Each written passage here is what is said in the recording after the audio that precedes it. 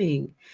Good morning. Good morning, LinkedIn Live. It takes a while to connect up to LinkedIn, Louise. So let's see how this goes. And it's got a tick next to your profile, so hopefully we're streaming live onto both. Good morning, Louise. How are you doing? Good morning. I'm doing good. Got up, did my exercise this morning, so I'm feeling Yes. energized, refreshed. Yeah. Good. Good. Good What's start your to the day. okay? So as people are joining, if you're joining us live, please do say good morning in the chat. And Louise, Louise, what's your morning routine? You're talking there about morning exercise. So what is your morning routine? Just tell us, fill us in.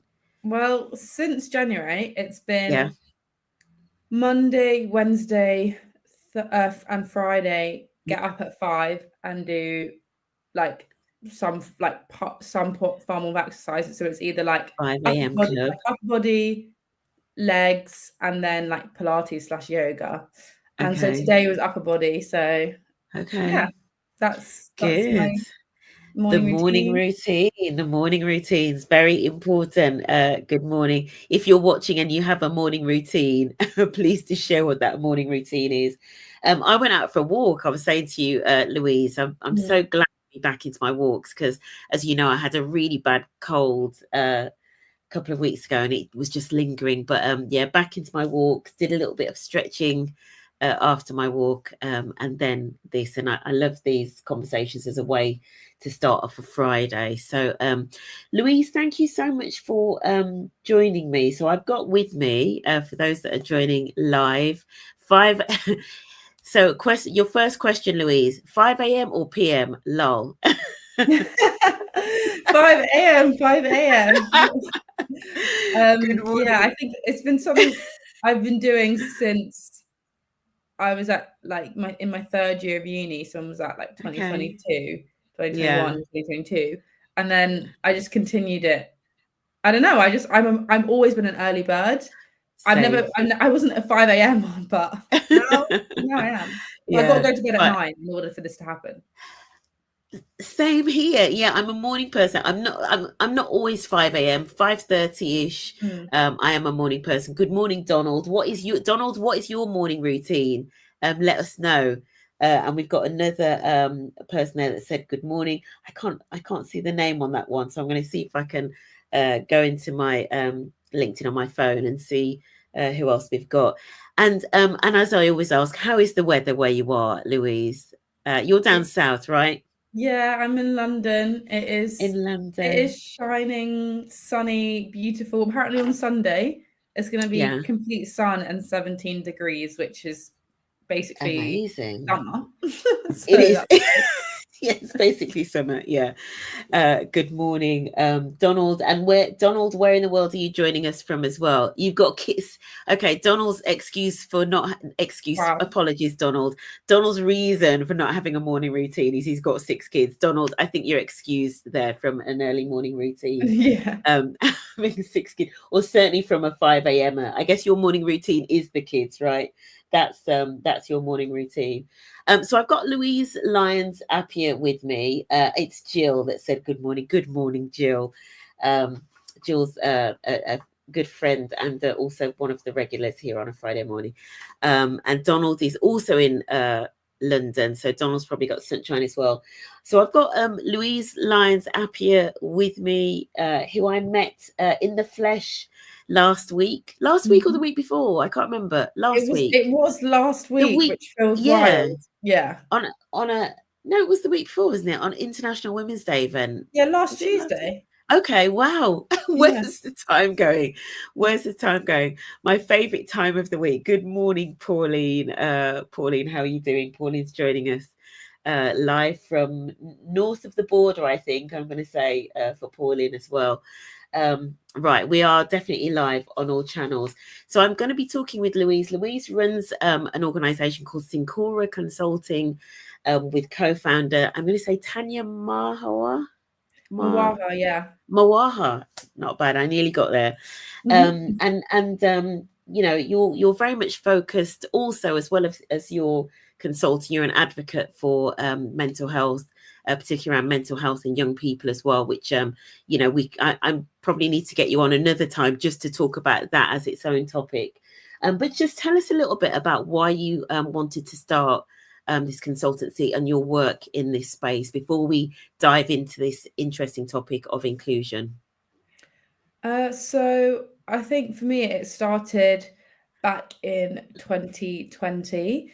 So I was in my first year of university, and everything was happening with George Floyd, and people started to care about race, apparently, and race relations in the UK. So me and my brother started like a little random YouTube series, just talking about kind of our perspective on race relations and the Black experience, and looking at kind of intersectionality within that, and Black Britishness. And also we grew up in Ghana for a short time of our lives as well. So like living, I guess, back on the continent, and just all those experiences, and inviting on family and friends. And then we started a more general podcast talking about different social issues. And then we co-founded a student initiative called Breathe Uni, which was bringing students together to talk about mental health, to talk about equality, diversity, inclusion, and to talk about personal development. So that was really cool. We did like lots of events around different topics and intersectionalities of mental health, and I just realized like how passionate I was about having difficult conversations, and having conversations with such a diverse group of people who had so much like different lived experience to bring to the table.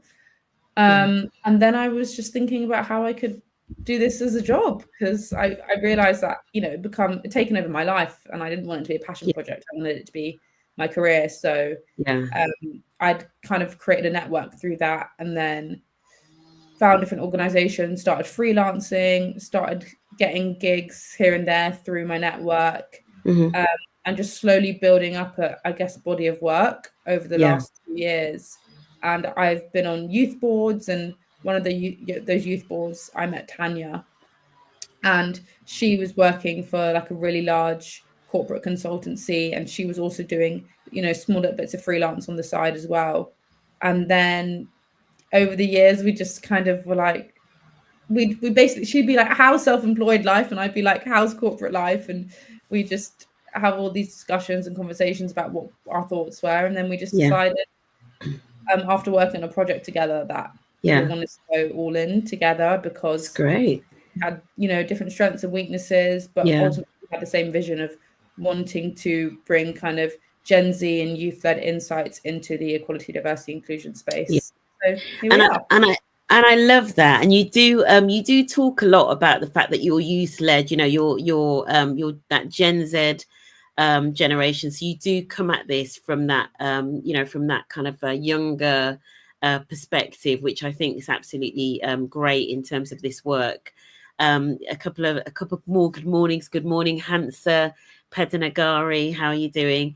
And Junior Beeman. Junior, how are you? Junior, one of my Junior, I hope you're going to bring us some Friday energy. I know, Junior, you're incredibly busy and you've got so much on, but Junior, it's so lovely to see you here. So, Louise, you know, we're so appreciative of the fact that, you know, sharing your story of how you've come through, I guess, 2020 in that period of activism into and combining, interesting hearing a little bit about Tanya's skills, but combining it with those corporate consulting skills. So bringing the activism with, I guess, almost like the framework of how to go about this work, you know, how to structure it, is really interesting. Junior says he's thriving as usual. Junior, I'm glad to hear it. Let's dive into this topic. And just to explain to people, part of the reason that I'm doing this redefining series, and we've got a couple of more of these coming up. So, for example, I'm going to be doing redefining authenticity, which is something that we talk about a lot, is because there's so much chat at the moment about DEI. And, you know, in the States, we've now got terms like illegal DEI, right? But nobody really knows what these things mean. And I kind of thought, I just want to peel back the layers beyond the acronyms, and let's get us really talking about what these things mean. So we're talking about inclusion this morning. Let's dive straight into what we mean by inclusion and inclusive culture. What does it look like from your perspective when an organization has an inclusive culture? Like, how do we see that in reality?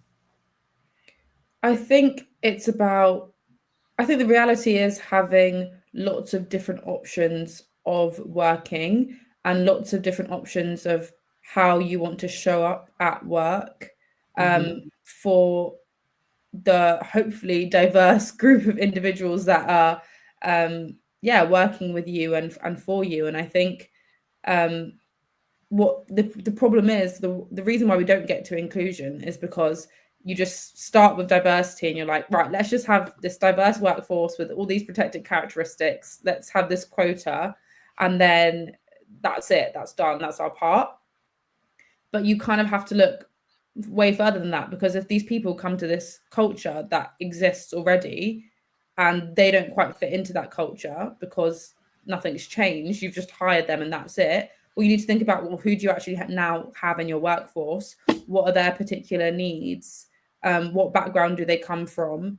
How can we make sure that they want to come to work? And how do we make sure that they not only want to come to work, but want to stay in this workforce, for, you know, longer than 3 months? Because, Yeah. or like, even I've had, you know, friends who've worked in somewhere for 2 weeks because they're just like, this is just tapped, like I cannot be in Yeah. this situation right now. So And what I'd love to kind of to get into that and why you think that's happened. I mean, I've heard of people that have gone into a job in the morning, gone for lunch, and not gone back to the office. Right? So, and I love what you said about options for ways of being, right? Because I think that's really important. We're probably going to come back to that.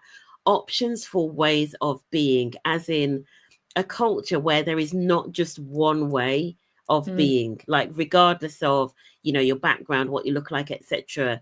And we're going to get into, even like if it looks on the surface like it's homogeneous, right? Homogeneous, but there is not just one way of being. I mean, some of the other things that spring to mind for me, and I'd love to get your maybe some examples from you of why people have left an organization because of the culture. What are the kinds of things?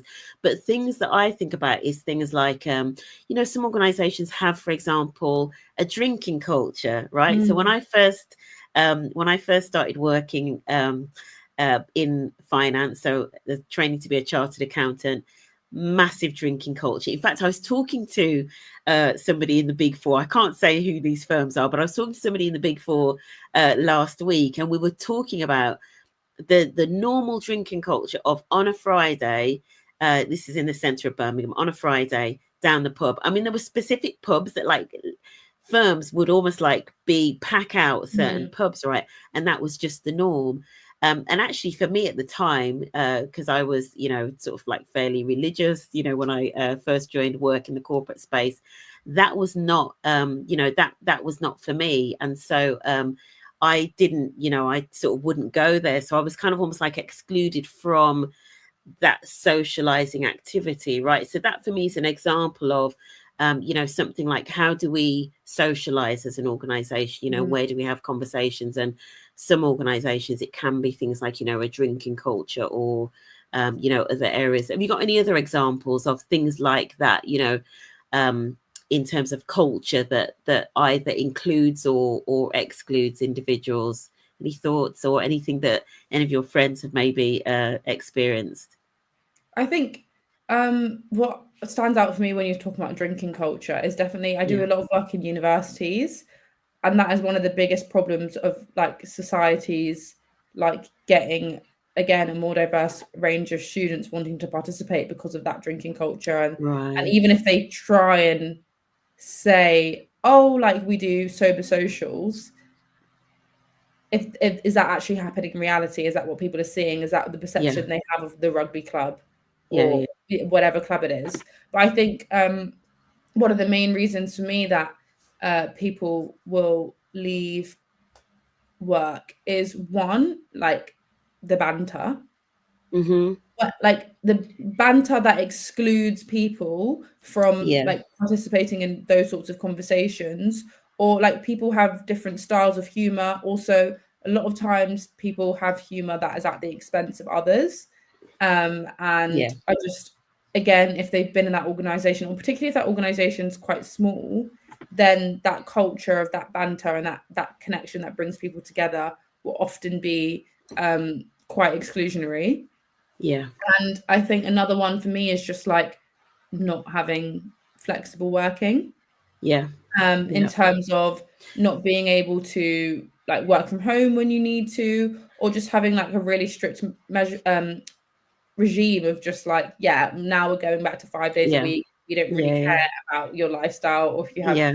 like whatever you need to do. And obviously with Gen Z, like we like COVID was at the heart of like going into university and starting off with work when it was all working from home completely, or like, you know, 4 or 3 days a week. And you can't just change that. If that's people's introduction into work, or introduction into like being in an institution like university, you can't just be like, oh no, Yeah. never Yeah. mind, Yeah. we're going to change this now. Like we're Yeah. going to go back to how it was before. It's just Yeah. doesn't make any sense. Absolutely. And also, you know, a couple of things that you said there, but in terms of the ways of working, and we sometimes talk about, for example, so obviously you mentioned flexible working in terms of working patterns. There's also things like, you know, reasonable adjustments around how people need to work. And we know that COVID was a real game changer, for example, for people with disabilities, and particularly physical disabilities. You know, it really opened up opportunities, you know, because of remote working and things like that. So, as you say, having that flexibility and the options for people to work in ways that work for them, again, that's another way of being inclusive. But I wanted to go back to something else that you said about the banter, because the one case study or case that we had here in the UK that I always think is um, a brilliant example of banter gone wrong, and where banter kind of starts to tread on the toes of inclusion is the Yorkshire cricketer. I just had to Google his name, Azim Rafiq. We know that a lot of what he went through was called banter at first. And interestingly, the one of the things I find quite interesting about that case is some of the things at first that were being called banter, he was laughing along with it, right? Which is a real lesson around you've got to be really careful with things like banter. And as you say, jokes at the other person's expense. And I always say jokes that really are around that person's identity and kind of go to the core of who they are, because those kinds of things, we've got to be really careful that that doesn't create an environment where people are therefore comfortable to be themselves, if those things that make them themselves are then the butt of jokes, right? And it's not to say I'm not being the banter police, right? So it's not to say that they can't be banter, but first of all, you got to know somebody really, really well. And I always sort of say, check in with people, you know, afterwards, in the quieter moments, in a bit of a serious moment, check in with them to make sure that lines haven't been crossed, right? Some of the things that you mentioned, and it kind of touches on, I guess, the flexible working, but I always think, you know, policies and procedures is a really good place to start. You know, we know that, I don't know whether your organization offers this, but we know that many inclusion consultancies or D&I consultancies offer an audit of policies and procedures, right? Because sometimes embedded within those policies, there can be exclusion, you know, unintentionally, but we don't realize sometimes that policies don't include. So, for example, policies around, you know, paternity leave, or policies around, you know, as you say, flexible working, or one of the things I did a post about was, you know, bereavement leave and things like that. You know, are these policies inclusive of the different needs of individuals, right?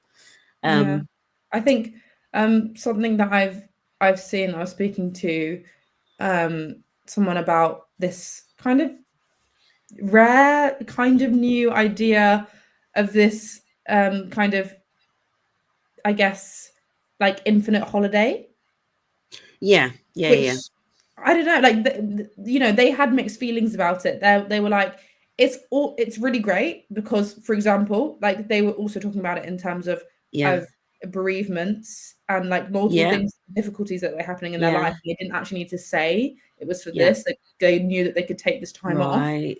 But then there was also the fear of like, but like, how much is too much holiday?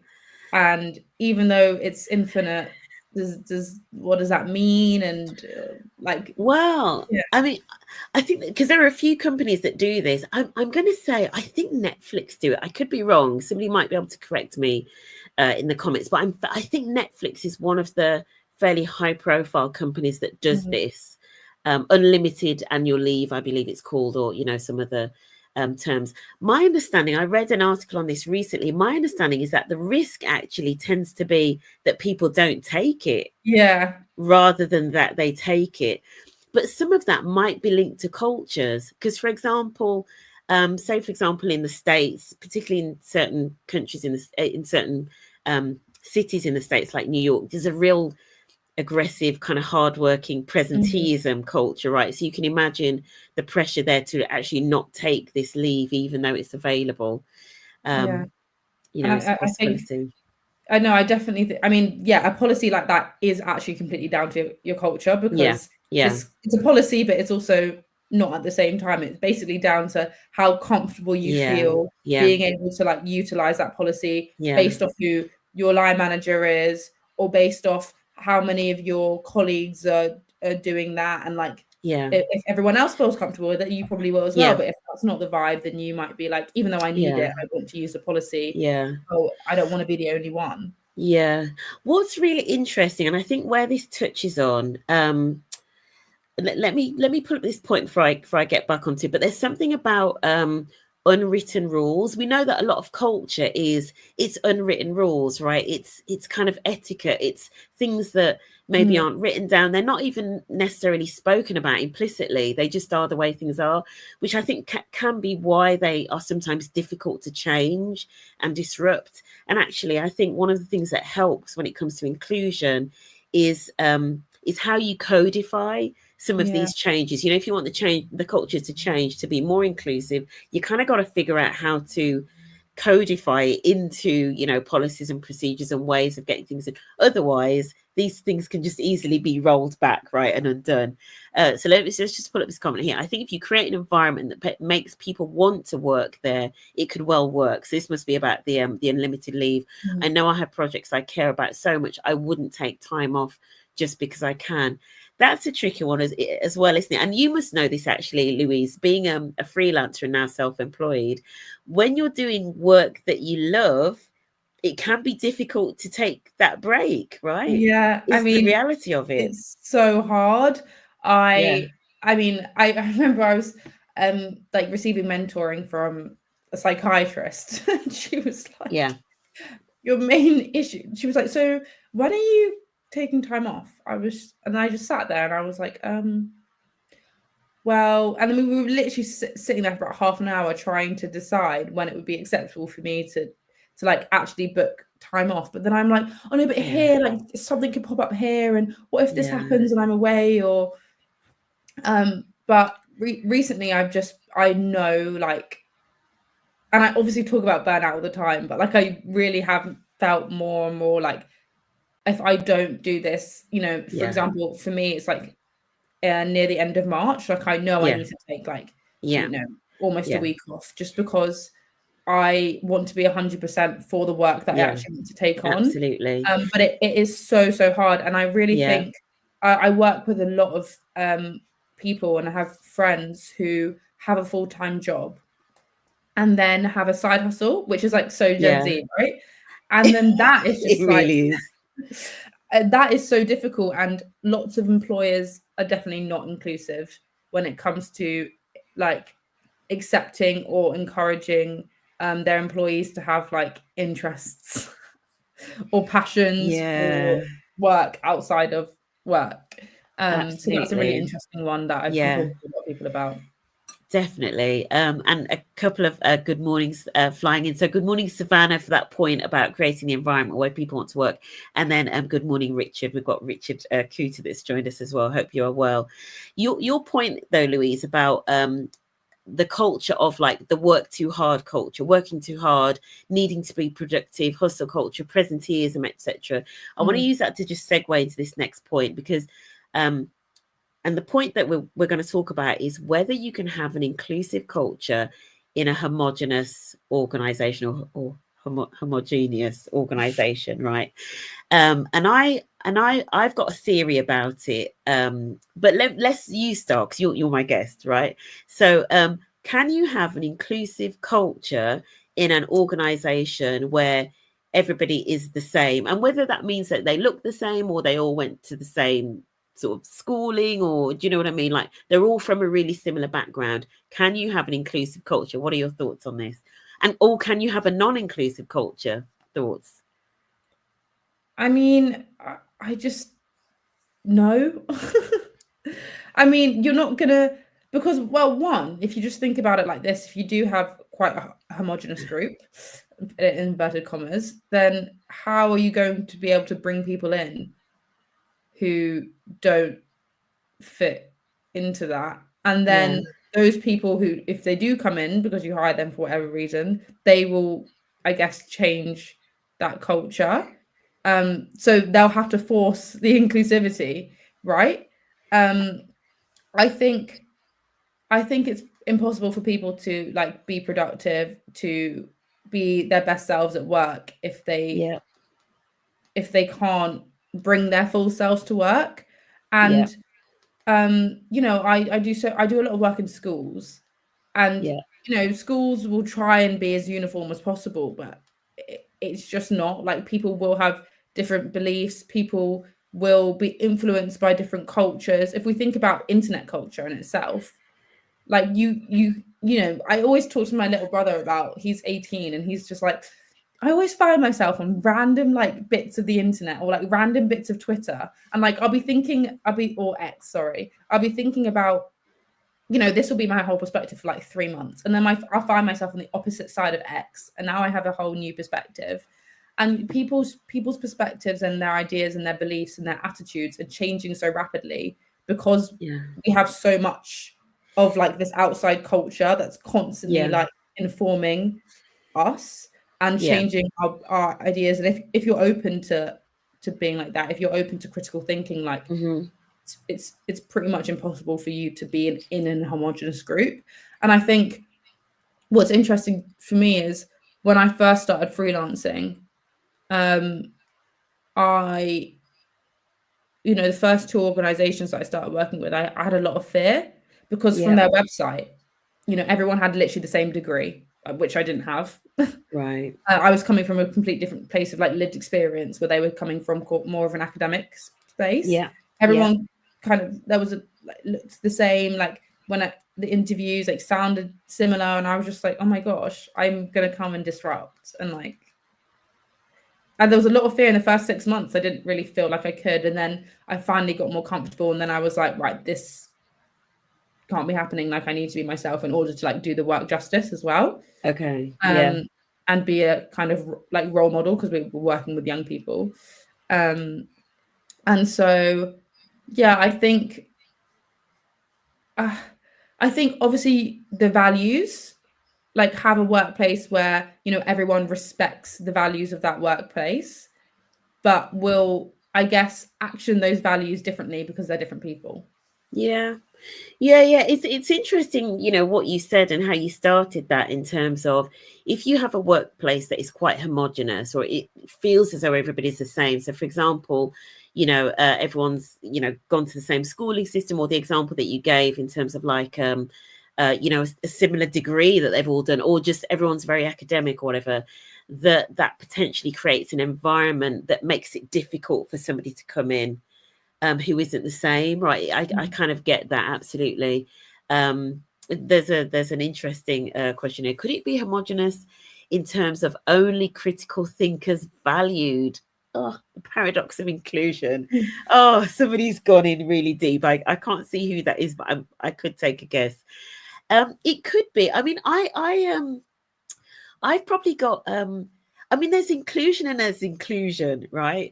I know of organizations that they talk about, for example, things feeling like a family. And Mm. that sometimes, you know, everybody like is the same, almost like the same. They have the same hobbies, the same everything. And they feel really cozy, you know, and they feel like they all belong. They feel like they can be themselves. But I think you're right in terms of, because what I've seen from afar is it can be difficult for new people to come in and integrate into that just because they're quite a homogenous group, I think is what you're referring to, Mm-hmm. right? So for those that are in the group, you know, the in group, right, is a term that we sometimes use in this work. For the in group, it's fine. Like they're like, yeah, I could be myself, but it's because the whole in group is like, you know, that they are the in group, and the firm is made up largely of one in group, right? Which is what can happen. But what you can also sometimes get is even within that in group, you can sometimes get individuals that actually aren't really being themselves fully. So, for example, you know, if we go back to the example about drinking cultures, and I once was doing a workshop and I talked about why a drinking culture might be problematic, and one of the guys sort of said, oh, you know, I've been in a team where, for example, you know, we had somebody join the organization who was Muslim. And so we recognized that we needed to change things. And I said, interestingly, even before you maybe had somebody in the team that was Muslim, you may well have had somebody in your team that didn't really enjoy that drinking culture, or maybe had an issue with drink. Right. And how would you even know that just because they're not Muslim? Right. So sometimes we can almost have like faux inclusion when the group looks homogenous, right? We kind of think, oh yeah, they're all the same, you know, we all enjoy the same banter, but that doesn't mean necessarily that everyone is actually being themselves, right? Yeah, Is 100%. interesting. I think it's, you know, that piece from moving from inclusion to now moving to belonging, right? Yeah. And people feel like they belong in that group, even if they don't always agree. And I basically just think we have to be so much more comfortable in the workspace Yeah. of not always agreeing and not always being best friends. Like, you know, Yeah. I'm part of organizations where it's definitely family vibes, but families fight, right? Just because you're Yeah. family and it's all love doesn't mean that, you know, that person didn't upset you, or that person wasn't rude, or that person, Absolutely. that group were doing something that you just didn't agree Yeah. with. And I think Absolutely. it's about it's and you know what's so important is you need to instill this in the future generation. Like, it's so important that people are able to respectfully disagree with each other. And you know, that's an amazing part of being able to have projects and being able to have a diverse workforce that are bringing in different ideas and people are actually Yeah. listening to, and you can Yeah. actually create something that is more than just one group's idea. Yeah. So I Yeah. just do think that that difficult conversation needs to be fostered Yeah. more in the workplace, and you know, it's Uh, something I try and do. And it does yeah. get interesting when you're facilitating a workshop and people clearly haven't Yeah. practiced Absolutely. doing that. Yeah. And I mean, it does link back to, you know, this question about workplaces, and we're talking about inclusion. Part of the reason that we want inclusion, right, which we if we haven't said it already, part of the reason why inclusion is so great is because when people do have their different ideas and their different ways of thinking, right, that leads to kind of, you know, innovation and creativity and all of that, as well as all of the, you know, because we know there's two aspects to the business case of inclusion, right, and diversity. Is that there's the moral case in terms of it's the right thing to do, right, it's what's fair for individuals, but there is also that business case of it's what brings innovation and different ideas and stops groupthink, right?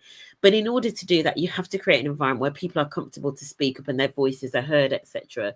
So I do like this point around, if you have an inclusive culture that almost like encourages that critical thinking, or, you know, actually celebrates that as a value, so it actively looks for people that think critically and do challenge, and, for example, tying into the work that you do, Louise, individuals that can have difficult conversation, or maybe have got skills around resolving conflict, and, you know, because healthy conflict is good in organizations, right? We know that.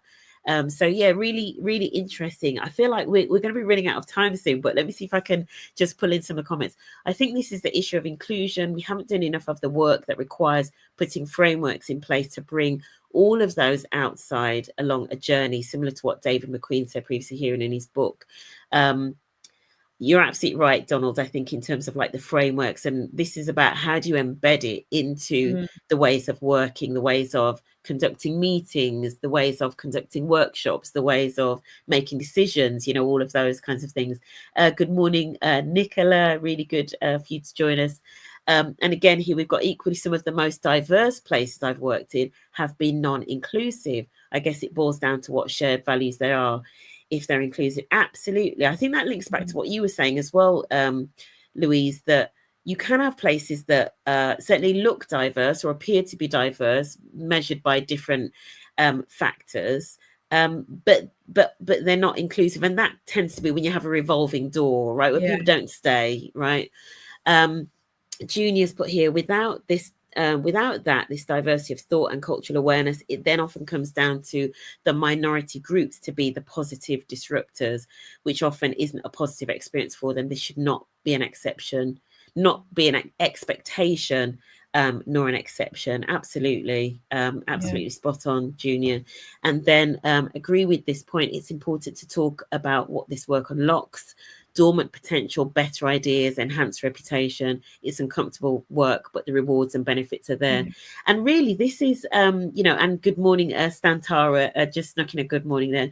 You know, this is where, in terms of unlocking that business case around DEI that drives the commercials, right? And putting my accountant's hat on, the business case that drives better performance for businesses, you've got to get this inclusion bit right? You got to get the different voices in the room with the different ideas, with the critical thinking, with getting comfortable challenging each other and working together, regardless of, you know, who they voted for, what side of the fence they sit on, and you've got to get them working together, right? That's how you get the best for the organization, but it's not easy, right? And I think you know, I've really learned this working with young people, and just the fact that they don't have any filter and they don't really care when you come in, and like they will just say whatever they think, even if they think it's going to be really outrageous. And I just love that, because it's like, oh my gosh, okay, now we can actually get to the meat and we can actually have these discussions, because you're putting it out there on the table. And now we can kind of be like, okay, well, how could that potentially be harmful? Or if it's not harmful and so disagrees with you, or they might feel harm for it, how can we still by the end of this workshop, no one's, you know, having to change their opinions, but we can all still be in this room or this class or the school together. And I think in terms of looking at how to have these conversations, especially in the workplace, like you need to have an external, right? Because if your HR manager is conducting a workshop where you kind of all need to be as honest as possible with what's going on, and if you feel like you can speak up, or how comfortable you feel with certain things in the workplace, like really and truly, is that going to foster openness? Probably not, because they know that potentially, you know, your job's at the line. Whereas if it's an external, you create that like, oh, it's like therapy, right? It's like, oh, this person, like you know, like there's not really a consequence of me speaking to this person that day. Do you know what's really interesting? Something you said there, Louise, and I don't know whether Savannah is still listening in. I've dropped a comment. I've dropped a link in the comments, by the way. There's a really useful framework that somebody called, I want to say her name, I think it's Chris Burnett, has done around the intersection of diversity, inclusion, equity, and belonging, and when you don't have one or the other. And it's just a really interesting framework, so people can check that out. But you've said something here, and I did a LinkedIn a few weeks ago with Savannah Hansen and Zubaida Limbada, and they work with young people. And I think Savannah said something really similar to what you've just said there, around young people are just a bit more, maybe the word is just honest, or they just are more authentic, I guess. And maybe young people have grown up more in this world of, you know, be yourself when you come to work, so they're just like, well, this is me.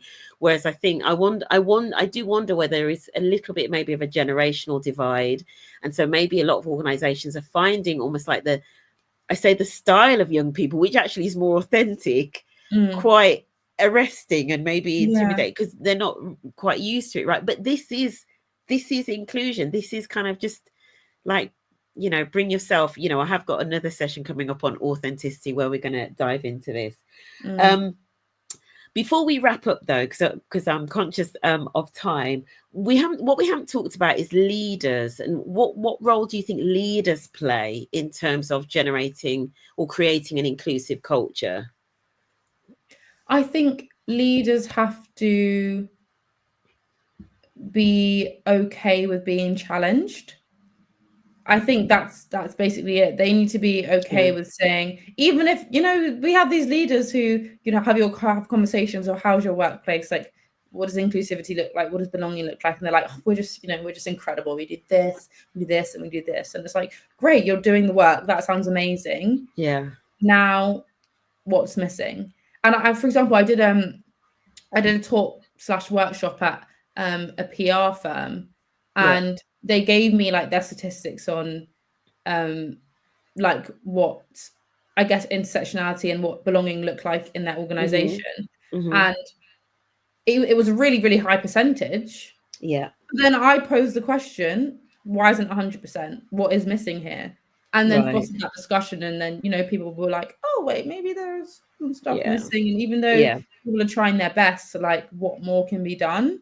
yeah, And I think leaders have a responsibility to understand that there's always more that can be done. yeah, And I guess if only for the fact that you're going to have new people who come into your workplace, it's not always going to stay the same. There are going to be like, big changes when you have new cohorts of graduates or yeah, young people, or people from different industries who have had yeah, different experiences, different cultures, different countries, if you're a yeah. global organization. And so things are going to be change, and you're going to have to look at these changes and what more you Absolutely. can do to Yeah, help everyone adjust to the new normal. yeah. And if your new normal happens every 6 months, I'm sorry, that's just, you chose that. Yeah. I love a lot of things that you said there, and there was a lot of comments about Gen Z, younger sort of colleagues, bring themselves to work, more of a will to be able to bring your full self to work rather than that traditional separation of like your personal life and then your work life, or your personal self and your work self. Um, and Junior said here, patience and perseverance from leaders. Changing a culture can be a long game because it's so deeply ingrained. Absolutely. I love what you said, Louise, about leaders listening. And I guess this is where, when we have like employee networks do things like, reverse mentoring and things like that, or listening Mm. sessions, those can be really useful because leaders get to hear what it's like from other people's experience. So that's great. Stantara has put here as well, loving the framework which explains the difference between inclusion, diversity, and equity. It's a great framework. I'm going to say, I think her name's Chris Burnett. I think she then went on to Adidas and some other things, but it's a really useful framework. The other thing I'm going to share, there's a brilliant short film called Pearl, which is Purl, which is about inclusion and diversity. It's kind of got a funny take on somebody who joins somewhere and then has to change themselves to fit in, which is Mm. really what we're talking about. But I love what you were saying about leaders. The other thing I would add on to the whole thing about leaders, we've got like the importance of listening. Junior added on the importance of patience and perseverance. I would add in the one thing I always say to leaders is that they need to lead by example. So Mm. leaders need to get really comfortable sharing about themselves, right? Bringing themselves to work and having less of the separation. One of the things I sometimes actually ask boards, I ask them how well they know each other. Like, I'm like, how well do you know each other? Like, do you know what you get up to, at weekends or what? Because I'm just trying to gauge it. And I'm just trying to give them a sense of, why have they got a separation? Why do they not know each other so well? And so I always think, yeah, if leaders role model it and kind of Mm. are the ones that are, completely themselves, then that kind of gives other people the permission. Um, just any sort of final thoughts from you, Louise, in terms of what either individuals watching this can do, or organizations that want to create more inclusive cultures? Where can they start, or where should they start? Yeah, they should start by asking questions, Hmm. being open to feedback, whether that's anonymous forms where people can actually, again, give their true answers, because it's not, sitting down and going, oh, what's going on here? whether it's bringing in professionals to foster those conversations. But yeah, I think it's all about asking questions and seeing where improvements can be made.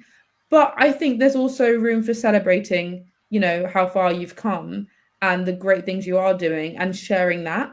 Because I think it's so important to be able to share with other organizations and help, I guess, our society in creating multiple organizations where, multiple people can feel like they belong. Yeah, absolutely. And the one tip that I would leave, the one that I always point people to as a starter, because I feel like anybody can do this. And one thing I always talk about is inclusive meetings, right? Because we all go to meeting, we've got a meeting culture, and just thinking about in those meetings, giving everyone an opportunity to speak. If they want to speak. If you have people who are maybe introverted, then maybe getting their views before the meeting and bringing them into the bringing those views in the meeting and saying, oh, Louise sent me an email before such and such with her feedback and etc., which can be really good, obviously, as well if you've got people who are neurodivergent, for example. But yeah, if you can really tackle your meeting behavior to drive something where you make sure everybody's voice is heard and everybody gets to put their opinions across, whether they submit it before the meeting, through a poll in the meeting, a vote, whatever it be, figure out how people can get their voices heard in the organisation is what I would say. I'm going to give the final comment that I'm going to read out to Kajal Pindoria. Insightful discussion. I've led on reverse mentoring within my organisation and I've spoken a lot about these discussions. One point I always share is that I will never bring my whole self to work as I'm completely a different person, from dress, language, mannerisms, and cultural reservations. That's so interesting, Kajal. And that's why I'm going to be talking about authenticity in a few weeks' time with Shivani Uberoy, who actually did a TED talk on authenticity and covering and bringing yourself to work. So we're gonna dive into that because that could have been like a whole nother conversation. Louise, so we're almost finished. So thank you, Louise, so much for joining me. Where can people best contact you if they want to find out more about what you do and maybe get you to come in and work with them? Where's the best place to connect with you? Connect with me on LinkedIn. Just DM me, comment on any of my posts that you find interesting. I pretty much post every day. I'm always there. It's my second home. So yeah, find me on LinkedIn and connect, or you can go to my website.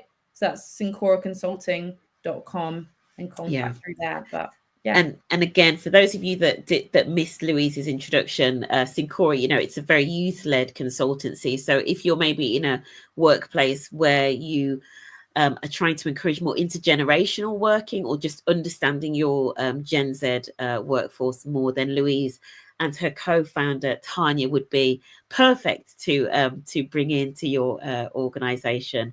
And also, if you want to get more difficult conversations and get more healthy challenge, right? So thank you, Louise, so much for joining me. Thank you to everyone that joined this in the comments. I'm going to be doing more of these redefining or defining conversations because I think we're at a moment in time where these things we need to kind of almost like stop using the acronyms, but and if we are using the acronyms, we need to explain what they are and really get into the practicalities of what we're meaning by some of these things. The first youth-led EDI consultancy. The first. Yeah, perfect.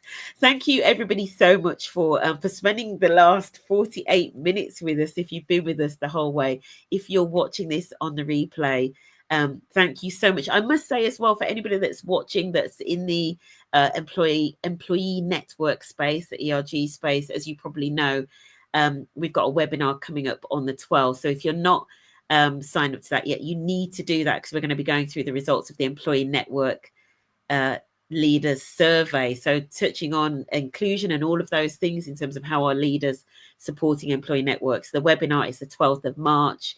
And you can download the results now. So that's it. Thank you so much for joining us. Louise, thank you so much for your time this morning. This has been an absolute pleasure. And yeah, so excited that we've connected and we've been able to do this morning, and excited for where our journey goes, where our connection grows. Absolutely. Perfect. Okay. See you next week, everyone.